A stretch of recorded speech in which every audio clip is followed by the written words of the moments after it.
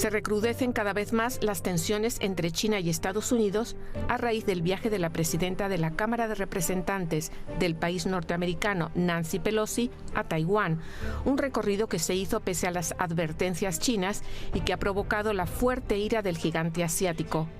台湾的参议文之流抱着美国的粗腿不放，背弃民族大义，也根本改变不了台湾必将回归祖国的历史大势。 China ya ha anunciado que pone fin a la cooperación con Estados Unidos en varios ámbitos, con la suspensión de conversaciones de defensa o sobre el clima, entre otros temas. Estados Unidos intenta utilizar a Taiwán para contener a China. No deja de distorsionar, oscurecer y vaciar el principio de una sola China. Intensifica sus contactos oficiales con Taiwán y envalentona las actividades secesionistas en pos de la independencia de Taiwán. Estas conductas, como jugando con el fuego, son extremadamente peligrosas.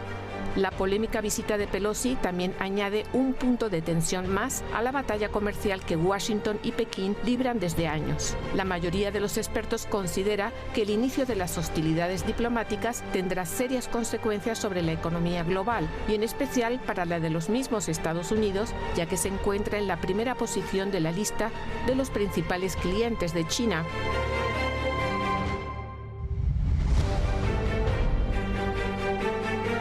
Sin ánimo de amedrentarse por los mayores ejercicios militares de la historia de China, el ejército de Taiwán sacó músculo este martes al simular con fuego real cómo repeler una posible invasión china. China has used the drills in its military playbook to prepare for the invasion of Taiwan. It is conducting large-scale military exercises and missile launches, as well as cyber attacks, disinformation campaign, and economic coercion in an attempt to weaken public morale in Taiwan. Alegaciones que fueron rechazadas por Pekín, quien defiende una vez más el principio de una sola China y sostiene que todos los esfuerzos por lograr la independencia de Taiwán están destinados al fracaso.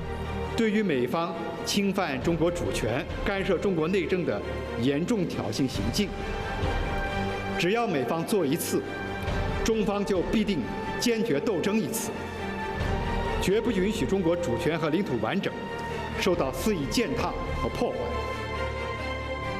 Mientras, Pelosi defiende su viaje a la isla y acusa al presidente chino de actuar como un matón asustado al ordenar las mayores maniobras de Pekín. Para las mentes lúcidas de todo el mundo, la movida es simplemente una apuesta política para la propia Pelosi, rodeada por los escándalos, y para el Partido Demócrata, cuya perspectiva en las próximas elecciones intermedias no augura nada bueno. Los medios han analizado que con una visita a Taiwán, Pelosi pretende dar un impulso a los demócratas y desviar la atención popular del escándalo de su familia. Su esposo, Paul Pelosi, ha sido afectado recientemente por la polémica del presunto uso de información privilegiada en acciones.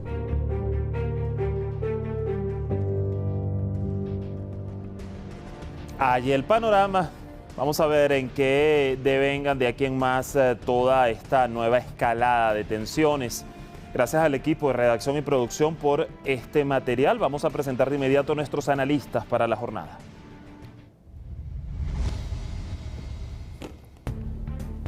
Hoy con nosotros Patricio Sbarbe Osuna, periodista, analista político desde Buenos Aires, Argentina.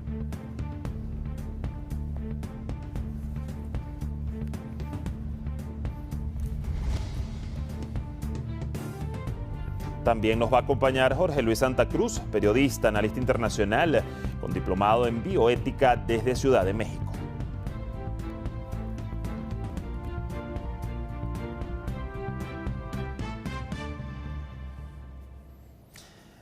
Allí teníamos sus perfiles en pantalla, ya están conectados con nosotros. Les damos rápidamente la bienvenida. Patricio, gusto saludarle. ¿Cómo está? ¿Qué tal? Un gusto. ¿Cómo estás? Muy bien, y Jorge Luis, gracias como siempre por acompañarnos. Bienvenido a Detrás de la Razón nuevamente. Un placer, Dani. Saludos a usted, al equipo, a Patricio y a la audiencia. Bueno, en el estrecho de Taiwán ya hay antecedentes de fuertes crisis. Por ejemplo, les cito la de 1995, un incidente al que llamaron la tercera crisis del estrecho de Taiwán y que fue precedido luego de que la isla anunciara que iba a celebrar sus primeras elecciones presidenciales democráticas. En ese momento, bueno, China reaccionó, exhibió su músculo militar con meses de ejercicios militares allí, incluso llegó a lanzar misiles a 56 kilómetros de los puertos de Taiwán. Voy a iniciar contigo, Patricio. Además del fuego real que hemos visto que se ha utilizado en estos actuales ejercicios por parte de ambos actores, ¿qué los hace quizás más peligrosos o más latentes de un estallido bélico real, o por el contrario cree que una guerra no va a pasar ahora? Bueno, yo supongo que guerra convencional no va a suceder. Seguramente China seguirá teniendo cierta presencia militar en los mares circundantes, pero digamos que en un enfrentamiento bélico entre China y Taiwán no lo veo viable porque, bueno, primero porque hay una situación muy dispar en cuanto a poder militar. Y además otro factor que podría haber, que es un factor externo, como Estados Unidos o algún aliado de Estados Unidos como Japón, difícilmente se adhieran a una guerra así abiertamente, porque por más presencia que tengan, Japón por su cercanía geográfica, pero Estados Unidos también tiene bases militares cerca, en Okinawa, por ejemplo, tiene una base naval importantísima, que de hecho está al alcance de los misiles de China, o sea, está muy cerca. Difícilmente entre en un conflicto abierto. Es un escenario único. Sí se podría hacer un paralelismo con Ucrania y Rusia. En ese conflicto, los Estados Unidos, sus acciones han terminado empujando a Rusia a tener que movilizarse militarmente. En esta ocasión, de nuevo, está Estados Unidos empujando a otra potencia, pero yo creo que China no va a recurrir, al menos en un principio, de una manera militar. Sí podría enviar militares, pero en otro sentido, no de forma bélica, digamos, no para la guerra, sino para asegurar la seguridad. Entonces, a su juicio, Patricio, es más una demostración de ese músculo militar, en este caso del gigante asiático. Ya vamos a regresar contigo, vamos ahora con Jorge Luis, y siempre me gusta contrastar. Jorge Luis, ¿cómo ves en este caso, en este escenario actual, todo lo que se le une, todos esos factores y estos ejercicios militares allí con fuego real? Sí, Dani, muchas gracias. Miren ustedes, lo que pasa en Taiwán y lo que pasa en China fue debidamente calculado, quizá malévolamente calculado desde antes de que terminara la Segunda Guerra Mundial y luego de que concluyó este magno conflicto. ¿A qué me refiero? A que quienes diseñaron la geopolítica posterior a la Segunda Guerra Mundial se dieron cuenta de que para tener injerencia, no perder control, etcétera, debían dejar focos de conflicto. Ucrania en Europa es un foco de conflicto, porque recuérdese cómo los soviéticos, por ejemplo, y también los occidentales, alteraron las geografías, alteraron los asentamientos étnicos, etc. Lo mismo pasa en Taiwán. Occidente tenía la fuerza suficiente para impedir que Mao Zedong se hiciera con el control de China. Sin embargo, lo permitió. Es más, Occidente, vía Henry Kissinger, favoreció el desarrollo industrial, económico, comercial y hasta militar de China. Pero por el otro lado, dejaron a Taiwán como un foco de contención.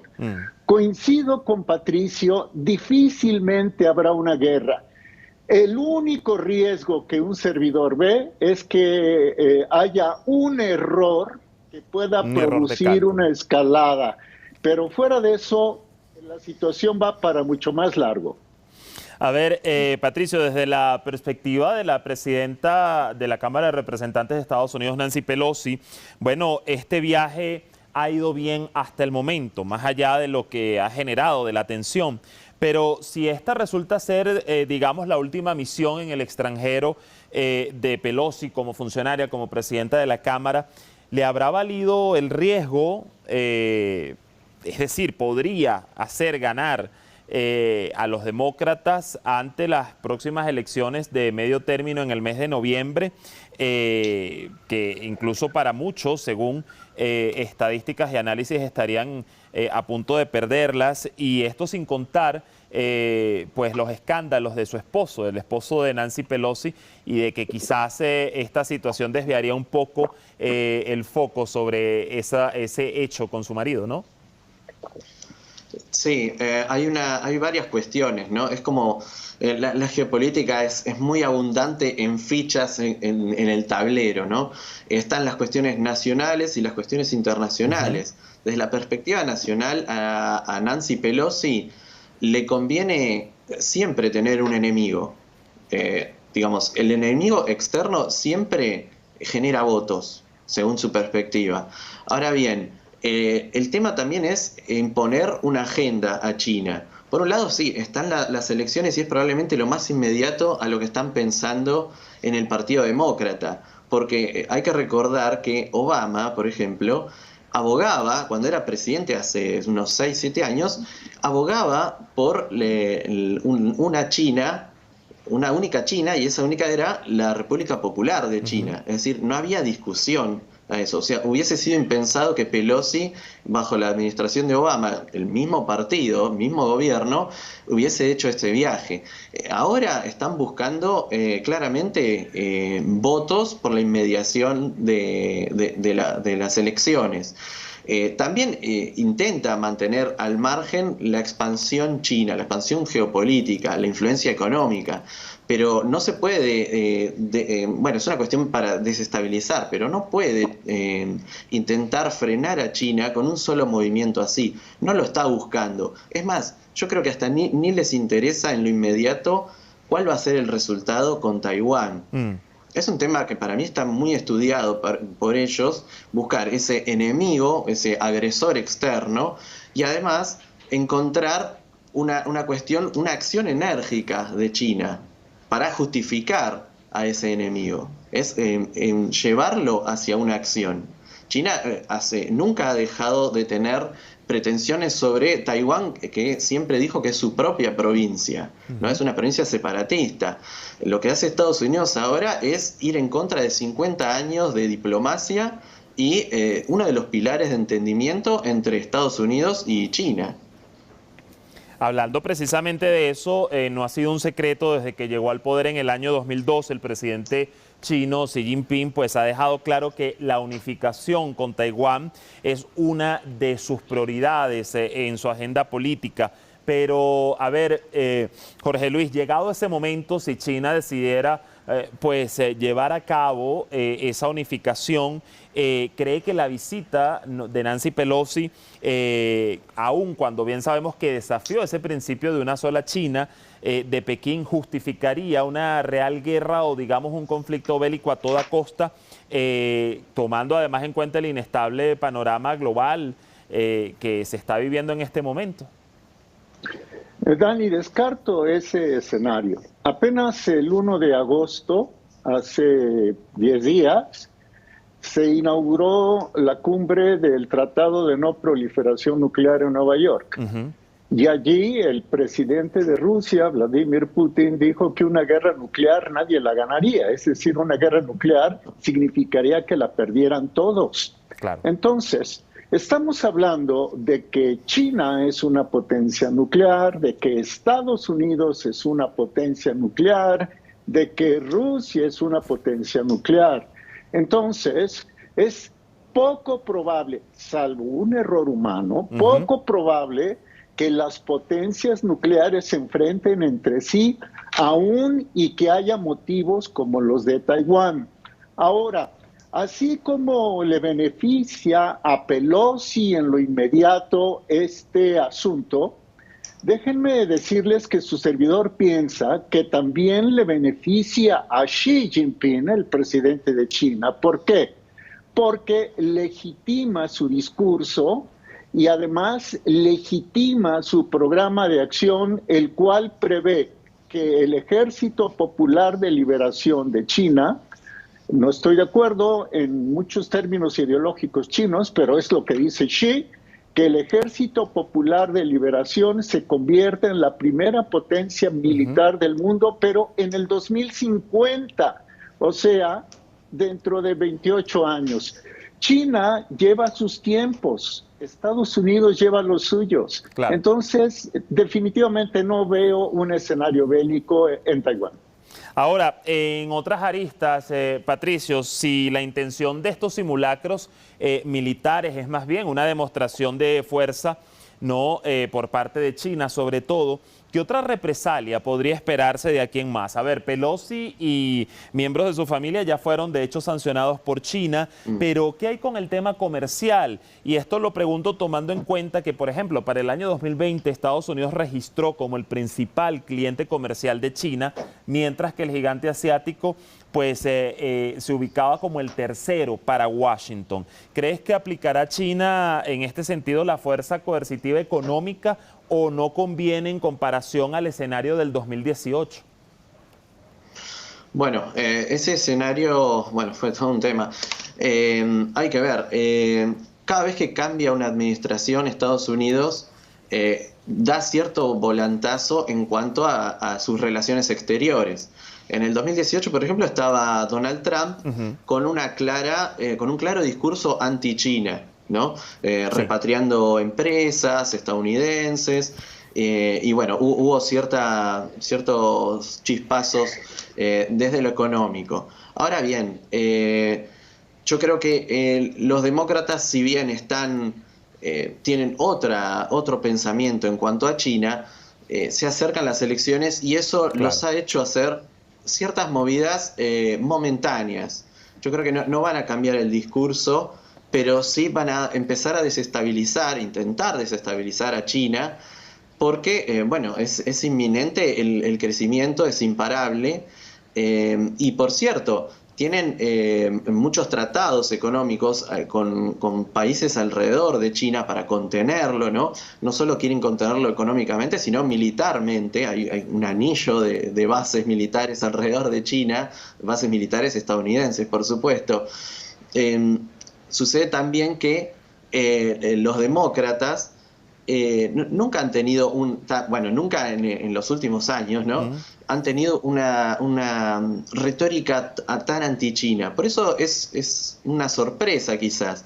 Ahora, a Xi Jinping sí le beneficia esto, porque desde un principio, desde que asumió, siempre abogó enérgicamente por la cuestión de Taiwán. Siempre, o sea, ahora yo creo que para China es una oportunidad de recuperar Taiwán con un país, dos sistemas, el mismo método, distintas circunstancias, ¿no? Pero el mismo método que ha utilizado con la incorporación de Hong Kong y Macao, cuando el Reino Unido y Portugal se lo cedieron. Obviamente eran distintas las circunstancias, eran posesiones coloniales del siglo pasado, fue esta entrega. Taiwán es distinto, es una provincia separatista.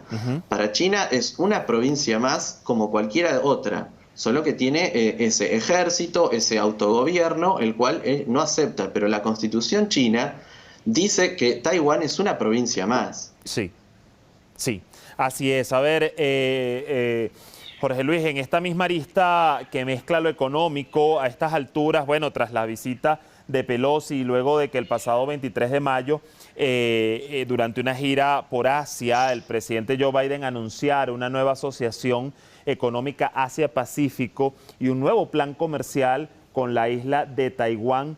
¿Qué vías quedan aquí para la distensión? ¿Cree que sería posible, si no a corto plazo, un mediano plazo, una distensión tomando en cuenta estos intereses económicos también allí latentes? La distensión se puede dar en función de que el conflicto también baje de intensidad, pero en el terreno económico y comercial. Antes de ir a eso, yo quisiera plantear que en Taiwán piensan de manera diferente. En Taiwán piensan que ellos son quienes representan al nacionalismo chino milenario. y que el Partido Comunista vino a modificar todos aquellos postulados, insisto, que son de centenas de años. Entonces, para los taiwaneses, los verdaderos chinos son ellos.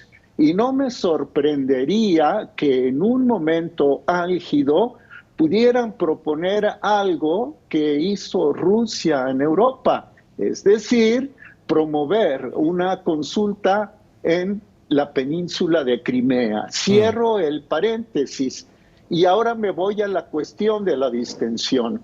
Todo apunta a que finalmente China junto con Rusia seguirán fortaleciéndose mutuamente más en lo económico China a Rusia con el uso del petróleo. En Europa ya vimos que se ha boicoteado el petróleo y se ha boicoteado el gas de Rusia, pero este petróleo y este gas serán muy útiles para China. Y China, como lo escuchamos hace unos momentos en la pieza inicial, dice que puede retirarse del acuerdo del cambio climático, y retirarse del acuerdo del cambio climático representa seguir utilizando combustibles fósiles, algo que va muy en la línea del expresidente Trump, que por otra parte insiste en que quiere volver a ganar en el 24. En conclusión, la tensión bélica bajará una vez que se hayan ido los últimos zumos de los ejercicios bélicos con fuego real de uno y otro, y en la medida en que los demócratas, viendo cómo quedan los resultados de las elecciones de noviembre, rediseñan su geopolítica, tal vez tengan que negociar con China. Lo que sí está claro entonces, y ya para cerrar en pocas palabras, Jorge Luis, que no conviene un escenario allí en el estrecho de Taiwán como el que se está viviendo en la Europa del Este, ¿cierto? Totalmente cierto. Ahora, voy a decir algo que he escuchado de otros analistas, rapidísimo. En Ucrania, Estados Unidos y los aliados quieren que luche hasta el último ucraniano. En Taiwán querrían que luchara hasta el último taiwanés y ellos estarían detrás. Bueno, allí dejamos esas aristas. Gracias por acompañarnos en el análisis hoy, Patricio, Jorge Luis, como siempre, un gusto. Estaremos siguiendo el curso de estos acontecimientos y seguro nos veremos en un próximo análisis. Hasta la próxima. Allí el panorama, así las cosas, mientras continúan los ejercicios a como de lugar. China ha demostrado una vez más su capacidad militar y sus líneas rojas cuando de defender su soberanía se trata. Mañana nos vamos con el análisis a Sudamérica porque venezolanos han reclamado la devolución de bienes nacionales incautados en varios países y aseguran que esas acciones buscan atacar al gobierno de Nicolás Maduro. Mañana estaremos abordando este tema. Gracias por su sintonía. Les esperamos en Detrás de la Razón por Hispan TV.